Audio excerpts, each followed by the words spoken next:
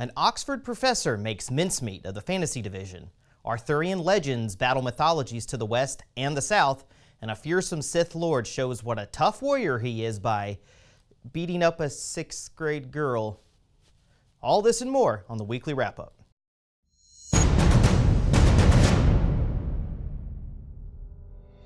Hey everyone, Bruce Ripple back with you again for a quick look back at this week of Medieval Madness.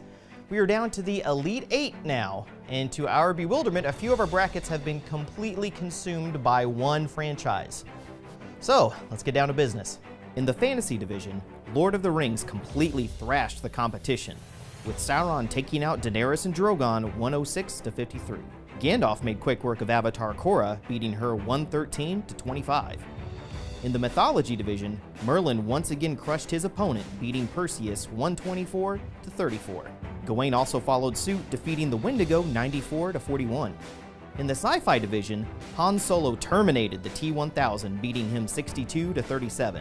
Darth Maul also took down longtime winner 11, beating her 56-23. I'm just thinking back to all the time we spent in meetings, like hours and hours of meetings trying to come up with a diverse array of characters, and even with 48 characters to choose from, in the end it still just came down to Lord of the Rings, Star Wars, and King Arthur.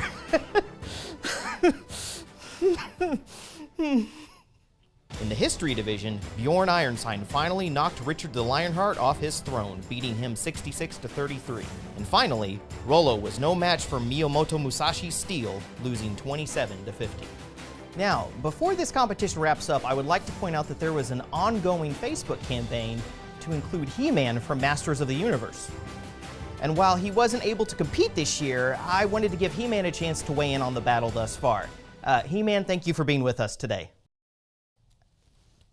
He-Man, you there? Mm-hmm.